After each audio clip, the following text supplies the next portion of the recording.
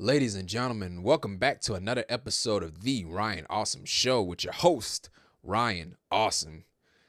And we're here to talk about WWE Friday Night SmackDown for January the 31st, 2025. And so this is the go-home show before the Royal Rumble. And the Royal Rumble, of course, is tomorrow. And overall, it was a good show. It was a good show, much better show than last week. This week was better than last week's. We had banger matches, bro. Great segments with Punk and Kevin Owens and the Jacob Fatu promo on Damian Priest. That was really good. It was good. It was really good. If you're watching this video, hit the thumbs up. And if you're watching The Ryan Awesome Show for the first time ever, hit that subscribe button. And right next to that subscribe button is a bell. Make sure you click on that bell so you'll be the first ones to know when my next video is uploaded. Because I'm here each and every single week. Mondays for Raw and Fridays for SmackDown. And once again, guys, thank you guys for showing up and showing out for every single video. So we started off with Joe Tessitore, right? Joe Tessitore, he interviews Kevin Owens and, to try to get his side. So yeah, first off, we were live in Indianapolis, Indiana. So Joe tried apologizing for time getting cut short. And so KO was like, you could take your apology and you could shove it straight up your ass. And so, yeah. And then he said, I only came here for one reason. And that's to take the Wing Eagle belt. The Wing Eagle Championship. And so he took the title. He took the Wing Eagle belt from the hook. He tried to leave the ring, and then CM Punk's music hit. And I was like, uh-oh. They finally met. They finally met in the WWE ring for the first time ever. And these two have real life heat too. And so, yeah, KO is like, can I help you? And Punk had said, no, you cannot help me. I heard you said my name, CM Punk. Punk said, tomorrow when I win the Rumble, and if you, Kevin Owens, can survive a pissed off Cody Rhodes, it could be you versus me at WrestleMania in the main event. And he said it won't last long. And so, yeah, KO is like, he said, it really makes me feel good that the fact that you never main evented a WrestleMania. And I saw last year you tried to make your WrestleMania dreams come true by winning the Rumble, but you got hurt. You tore your triceps. I feel so good you never main evented a WrestleMania. Yeah, Punky boy, I hope you lose. I hope you don't win the Rumble. And so, yeah, and then, he tried to lead the ring. And so Punk was like, hey, here's the thing about you, KO. I never lost 5 straight championship matches at the Royal Rumble. And then on top of that, I never lost to Logan Paul. And then on top of that, I didn't have to use my best friends that I stabbed in the back constantly to try to get them to help me win a championship. And so, in KO, the problem with you is that you love to take shortcuts. And that's your problem. You love to take shortcuts. You can't do it on your own. And so Owens tried to lead the ring, or he was already outside the ring. Punk just called him out. Punk just called him out to a fight. He was like, I want you to come back into this ring and let's fight. And yeah, that was it, man. This was a really good segment, man. Really good segment. And again, they bringing up the fact that Punk never main evented a WrestleMania. So why else would they bring, Punk not main eventing WrestleMania? Because there's a chance that he's going to win the Rumble. So Punk is still my pick. Backstage, Miz and Nick Aldis, they were backstage. And so Miz, of course, he was upset about everything that happened last week about Grayson Waller and Theory getting transferred to Raw. And people just leave him high and dry. Because last week he tried to make friends and he couldn't make any friends. And so he talked about Andrade. And it was like, if I see Andrade, I'm going to punch him square in his face. And so Andrade, he just showed up behind Miz. And, they started talking. And so Andrade just challenged Miz to a match later on tonight. And so we had Jimmy Uso versus Carmelo Hayes. This match was really good, man. Really good. But Carmelo should have won, man. He should have won. Because this man has been on a losing streak. If you would have asked me the last time Carmelo won a match, I couldn't even tell you. But they were trading roll-ups right towards the end. And then Jimmy got the better of it by pulling the tights for the cheap win. So Jimmy Uso won the match.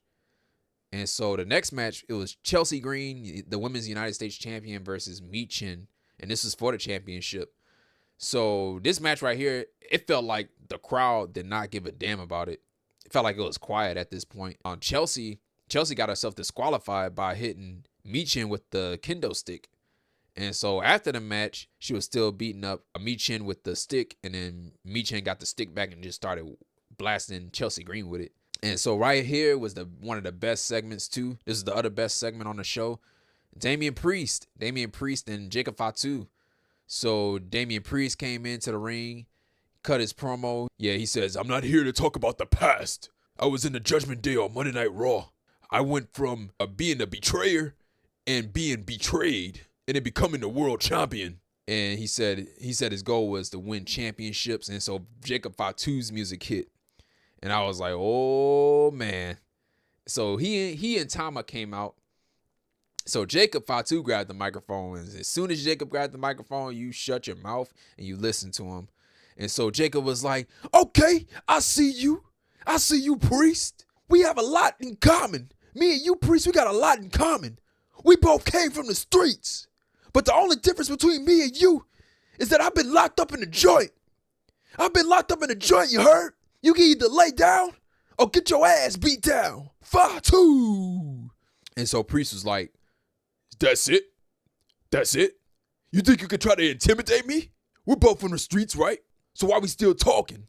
And so he just super kicked Tama. And so they ended up getting face to face, and they both were brawling. So yeah, they ganged up on Priest, and then Priest tried fighting back, but the numbers had caught up to him. And so LA Knight's music had hit. He came out. Tama had brought out a chair, and so Knight had kicked the chair in Tama's face.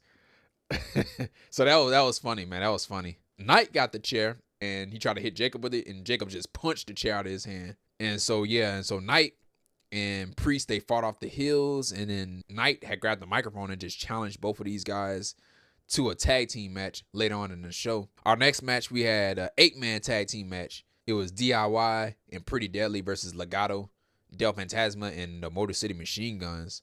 So this was a really good match too. Legado had left mid-match Machine Guns by themselves in the handicap match, and then Ciampa accidentally kicked Pretty Deadly, right? He kicked one of the members of Pretty Deadly, and so the other guy went to go check on his partner. So Saban had rolled up Ciampa for the win ahead of their 2 out of 3 falls match at the Royal Rumble. And so Jacob Fatu and Tama Tonga, they were backstage, right? They were walking backstage. And so Jacob Fatu, he kept walking, and Tama just stopped. He saw the tag team titles, and he just started looking at it. And so DIY came in and got their titles. Tama was looking at him. He was like, yeah. They both left. They ran into Pretty Deadly. They were upset with Pretty Deadly about, refusing to tag in and all that stuff. They were like, what were you guys thinking? What were you guys thinking? If we lose tomorrow night at the Royal Rumble, you can kiss these titles goodbye. Pretty Deadly guys were like, you know what? I'm getting sick and tired of hearing you, Johnny Wrestling. I'm getting sick and tired of hearing you.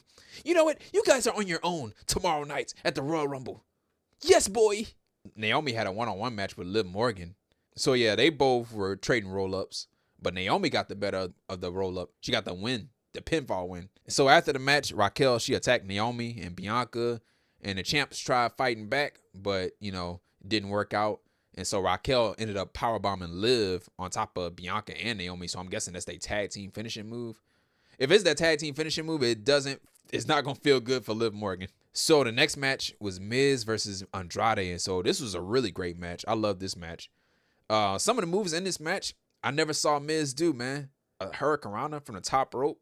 And so, yeah, Miz had got rocked. He got rocked with that spinning back elbow by Andrade. So that was the finish of the match. So Andrade won the match. And Miz sold it perfectly, man. He sold that back elbow perfectly. So Santos Escobar was backstage with Damian Priest. And so Santos tried offering Priest his services, for some protection. Because on SmackDown, wherever you go, you need some protection around here. And Priest refused. He refused to help. And so Escobar left. And then he ran into Truth, right? R-Truth was backstage, and this clown thought it was Monday Night Raw, but it was SmackDown. So LA Knight shows up and, tried getting Priest hyped up for this tag team match. But Michael Cole and Pat McAfee, they were in the ring getting ready to introduce Tiffany Stratton, the women's champion, the WWE women's champion. And so Tiffany came out. She says, "I'm championship material, and it's Tiffy time, Tiffy time."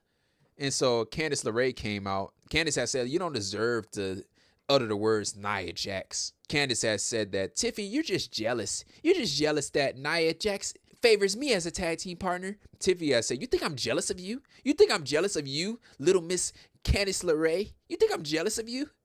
You know, you're nothing more than Nia's sidekick. Out of nowhere, Nia Jax tried to blindside Tiffany Stratton, but Tiffany Stratton saw it coming, or she felt it coming. So she moved out of the way. Candice got squashed. Tiffany tried fighting off Nia Jax, but Nia is too strong. And so Nia ended up hitting her annihilator to Tiffany. And so that was it. The main event, it was Jacob Fatu and Tama Tonga versus Damian Priest and LA Knight. So this was a really fun match. The South of Heaven finishing move to Tama from Damian Priest to win the match. And so after the match, Fatu took out Priest. He took him out with a pop-up Samoan drop, and he laid him out with that moonsault, top rope moonsault, to end the show. And that was it. That was it to end the show. And just like what I said, overall, man, this was a really good show. Really good show. It was better than last week's show. The Punk and Kevin Owens segment was really good. Jacob Fatu was really good too, man. I just love his promos, dude. I love his presence. And the Royal Rumble is tomorrow. And yeah, unfortunately, I will not be able to catch it live, but I will be watching the Rumble. That's the thing. I have a match. I have a Royal Rumble match of my own tomorrow night. So by the time we finish with all that stuff, by the time we finish with the event, you know, the Rumble already started. To win the Rumble on the men's side is CM Punk. And my women's pick to win the Rumble, maybe Bianca Belair. But I have a feeling that they're going to give it to Charlotte. But my pick is Bianca Belair. I don't see anybody else on the women's side winning it. Oh, that was it with SmackDown, you guys. Just like what I said before, this was a really good show. Much better than last week's. But the show should not be 3 hours, man. It should not be 3 hours. It will so much be digestible at 2 hours. And if you guys like this video, hit the thumbs up. And if you're new to the Ryan Awesome Show, hit that subscribe button. And right next to that subscribe button, there's a bell. Make sure you click on that bell so you're the first ones to know when my next video is uploaded, because I am here each and every single week. Mondays for Monday Night Raw and Fridays for Friday Night SmackDown. And if you guys miss anything, everything is in the link. Everything is in the description, guys. See you guys for the Rumble. This is shaping up to be a really great Rumble this year. All the stars in it: John Cena, CM Punk, Roman Reigns, Priest is in it, Logan Paul is in it, Rollins is in it, and CM Punk, you know, Drew McIntyre, Sami Zayn, all these guys. I can't wait, man. Cannot wait for the Rumble. Thank you guys for the love and the support for the show. As always, thank you, and thank you. And I'll see you guys when I see you guys. This has been the Ryan Awesome Show. Take care, stay safe, and don't forget to be awesome, my awesome ones. And that's that.